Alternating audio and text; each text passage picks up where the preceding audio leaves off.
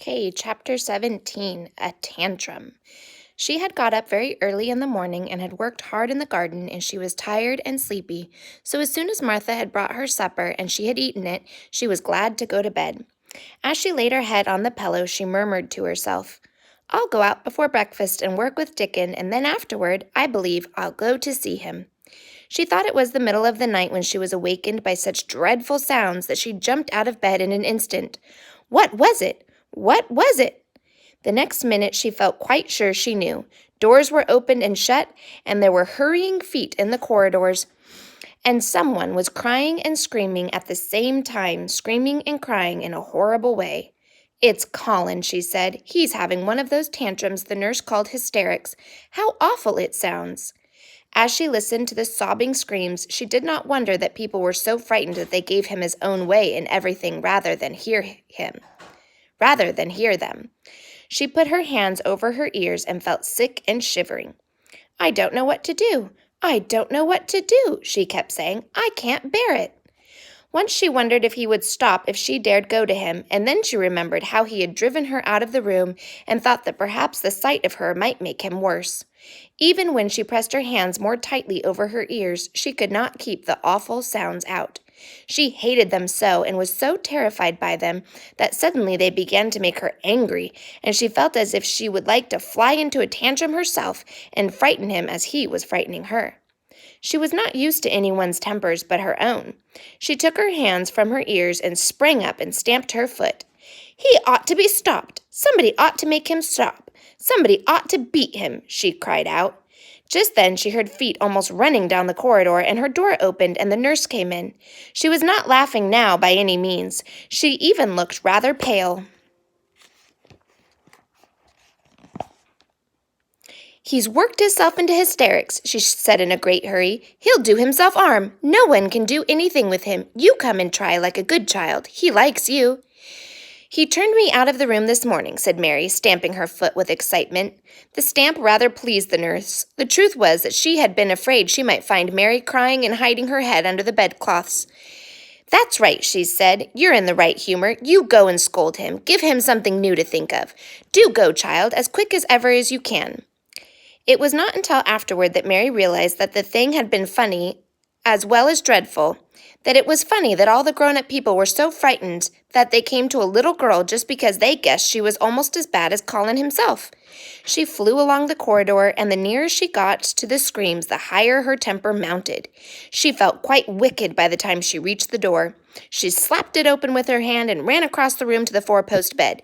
You stop, she almost shouted. You stop. I hate you. Everybody hates you. I wish everybody would run out of this house and let you scream yourself to death.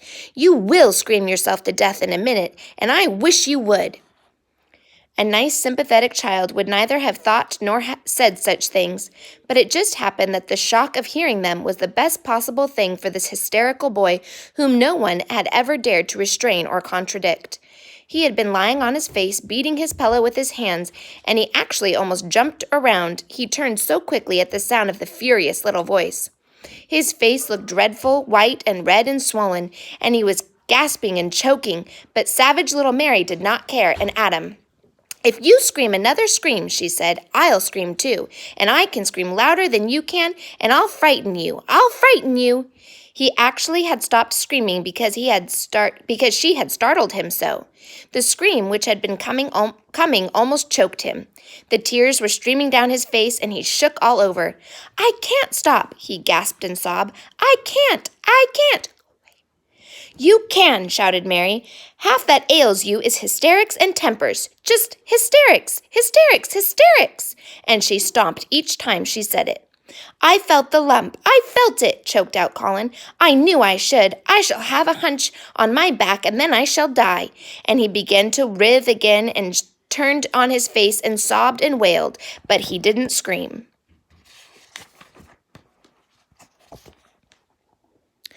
You didn't feel a lump, contradicted Mary fiercely. If you did, it was only a hysterical lump. Hysterics make lumps. There's nothing the matter with your horrid back. Nothing but hysterics. Turn over and let me look at it.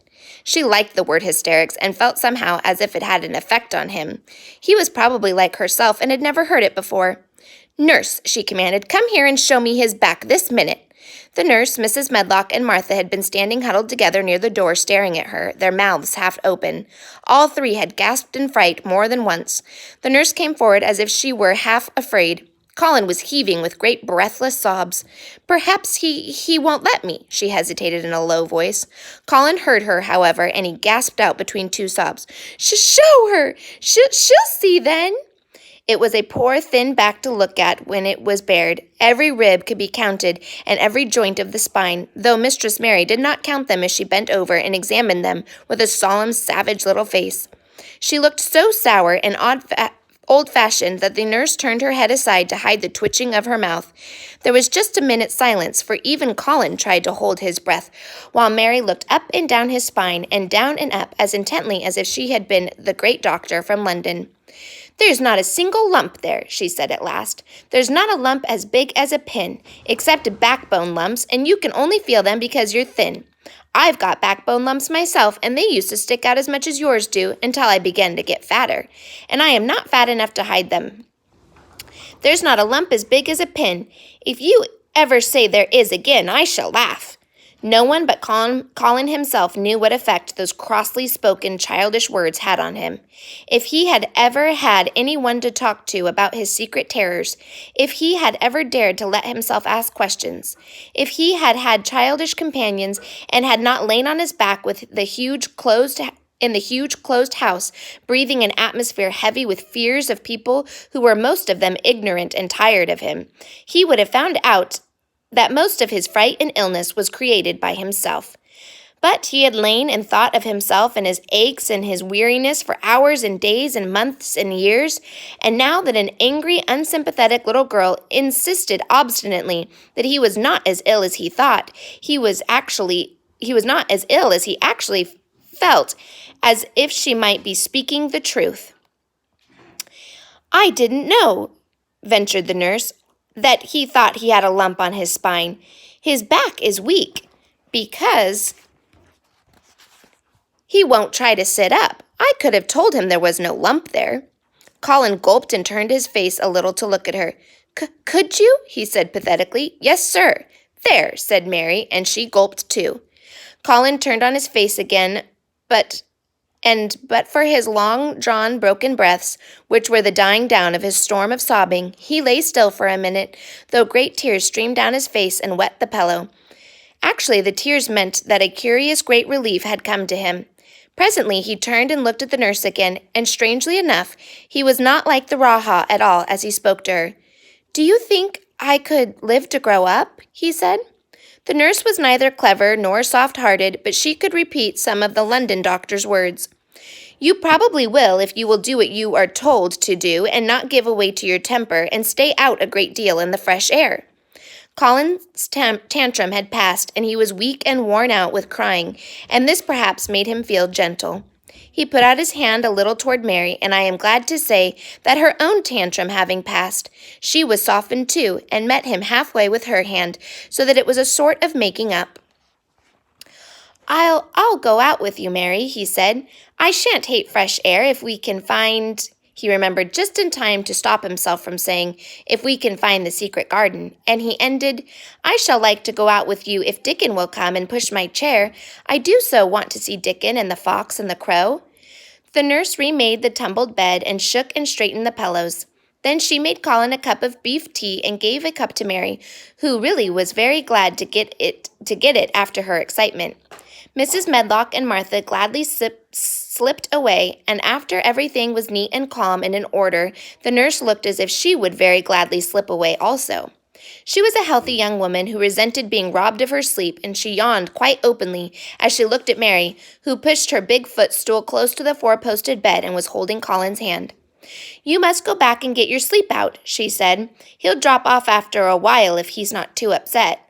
Then I'll lie down myself in the next room." "Would you like me to sing you that song I learned from my Aya?" Mary whispered to Colin.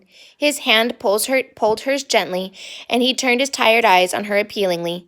"Oh, yes," he answered. "It's such a soft song. I shall go to sleep in a minute."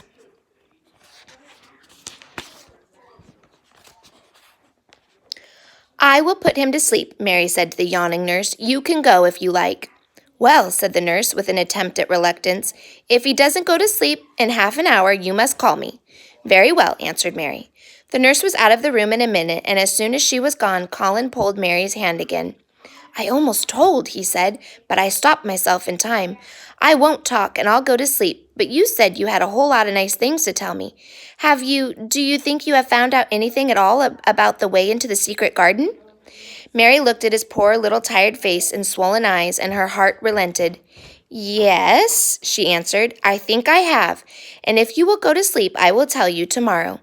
His hand quite trembled. Oh, Mary, he said, oh, Mary, if I could get into it, I think I should live to grow up.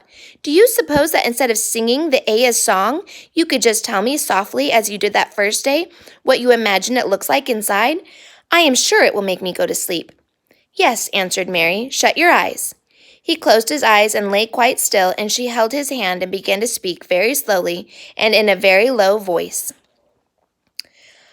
I think it has been left alone so long that it has grown all into a lovely tangle. I think the roses have climbed and climbed and climbed until they hang from the branches and walls and creep over the ground, almost like a strange gray mist. Some of them have died, but many are alive, and when the summer comes, there will be curtains and fountains of roses. I think the ground is full of daffodils and snowdrops and lilies and iris working their way out of the dark.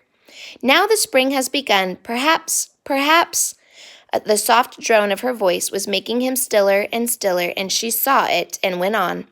Perhaps they are coming up through the grass. Perhaps there are clusters of purple crocuses and gold ones even now. Perhaps the leaves are beginning to break out and uncurl, and perhaps the gray is changing, and a green gauze veil is creeping and creeping over everything. And the birds are coming to look at it because it is so safe and still. And perhaps, very softly and slowly indeed, the robin has found a mate and is building a nest. And Colin was asleep. That is the end of that chapter. Our next chapter is called The Mud Wastes No Time, and we will read that tomorrow.